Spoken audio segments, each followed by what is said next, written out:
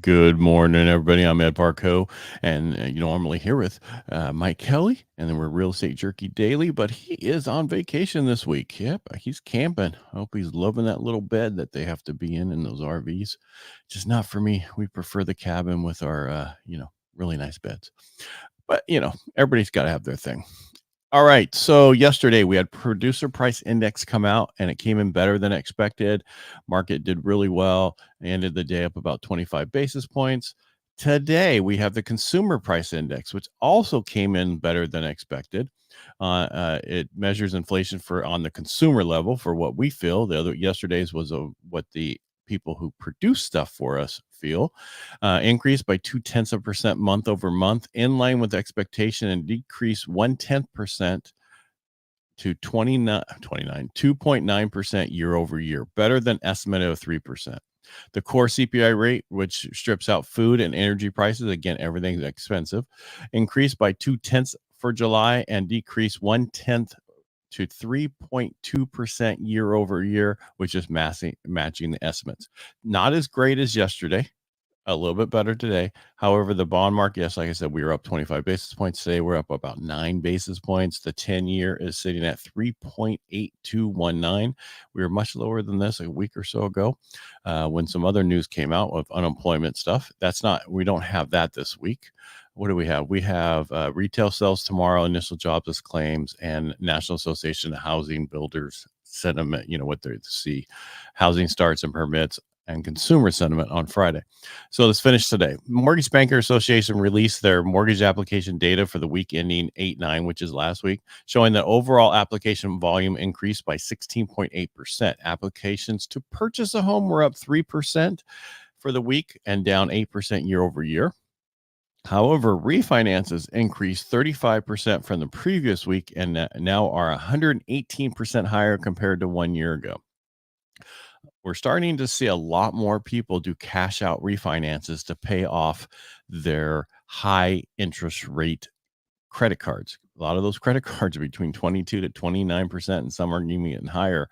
That's very expensive to carry that debt. It's much better to refinance, pay those credit cards off, and save $2,000 a month, and then take that 1,000, half of that savings, and apply it towards your principal, and you're going to take that loan down to about a lot faster payoff. It could be about 18 to 15 years. All right, I already said what else is coming out this week, but I see a lot of people going and trying to find out the best next thing to get their business going. I think their next best thing that you should focus on is just calling your past clients. I know it sounds stupid, but that's it. Call past clients, see how they're doing. That is your number one referral source for your business. Call them, see how it's going, see what they need. Excuse me. Maybe they need something and you could help refer that to them. Maybe they need somebody to help, get a roof, this other stuff that they need. But you should be contacting your past clients constantly. And I don't just mean sending out an email and sending out a text. I mean, actually picking up the phone and calling them so they can hear your voice and understand that you really care about them. I think because the reason I bring this up is because I'm getting inundated by stuff in my email about, Todd Duncan is the guru of our industry, been around forever, than other people who are trying to get you to go into their coaching business because they can help you. You want to help yourself? Just start calling your past clients and focus on that and focus on your referral partners. See how they're doing, see what they need, and get back to them. Again, it's a short little thing today because Mike's not here. I don't think you want me to go back and forth myself having jokes and everything. I think that'd be a time for me to get admitted to a psychiatric hospital. Anyway, so to be back tomorrow, Thursday, talk about retail sales, initial jobless claims, and National Association of Housing Market Index. Retail sales, not really going to move much, but we could see initial jobless claims. Those go up. We could see the market move a little bit better for us. Right now, they're saying that it's looking like the Fed will lower a quarter in September. But I'm also hearing about a half. But I think they're going to do something. They're going to do a quarter. And that's pretty much all they're going to do. Now, I wanted to kind of show a couple charts, if that's okay with you. We have consumer prices that we talked about, the inflation today. If they looked at transportation, shelter, medical care, food, energy, and used cars, I thought it was unique that used cars are down 10% in cost. So that's a deflationary figure where they're going down. The other ones just aren't going up as much. Food is very expensive, still going up at 2.2%. Another thing I wanted to show was I got this from Matt Bryant at the Investment Consulting Group. He had this consumer confidence by presidential year, like Bush, Obama. If you look there, you can see Bush, Obama, Trump, and Biden.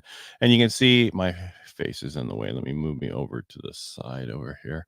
Uh, if you look at Bush, it says that real GDP growth was what 1.9%. Obama was 2.2%. Trump was 1.8%, and 2.7% was Biden. But so the one thing I liked about Mark Twain said, he said, there's lies, damn lies, and then statistics. Here's another form of that. Bush had some stuff going on, right? That was right at that bottom of where everything was falling apart and they had to fix the whole thing before he was out. That really affected with the GDP. So that was a 2008 fiasco with the housing industry. It took everything down. Then it starts going, then Obama took over and the whole market started getting better. I don't think it had anything to do with these presidents. This has to do with certain things that have happened during this period of time. Trump's big thing was we had the pandemic and we were shut down and that stopped everything growing. And then you have Biden where everything came back and that's where we're at. So you have to be really careful with listening to these statistics out there.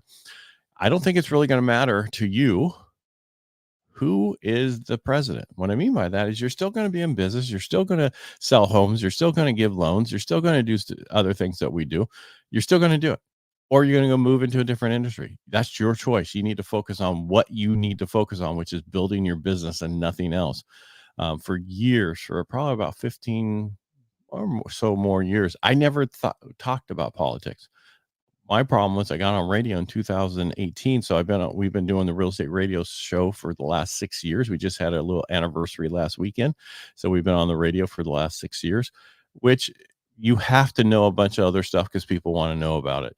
But you just being the regular person doing real estate and loans and stuff, focus on just what you're doing, build your business. You're still going to sell homes. You're still going to do loans. Just focus on that. Focus on your clients. And actually, this is what I tell everybody with all my other shows. We've been on this big push about niching down your business. You shouldn't do everybody's loan, meaning that you need to have a niche. You need to know what your perfect client is. For me, perfect clients are veterans. And then my other perfect client is reverse mortgages. Both of those deal with dignity, and I like to give people their dignity back. Anyway, that's just a little key for today. But focus on what are you focusing on in your business instead of everybody. Stop doing a shotgun approach. Do more of a rifle stuff. Because if you can get your message to the right people, you'll do way more volume and you'll do more because they can hear your message instead of trying to be something to everybody. All right. That's all I'm going to get off my soapbox today. Thank you so much for listening to me. I appreciate you. Mike will be back on Monday. So you got me the rest of the week all by myself. All right. Make it a great day and we'll talk to you tomorrow.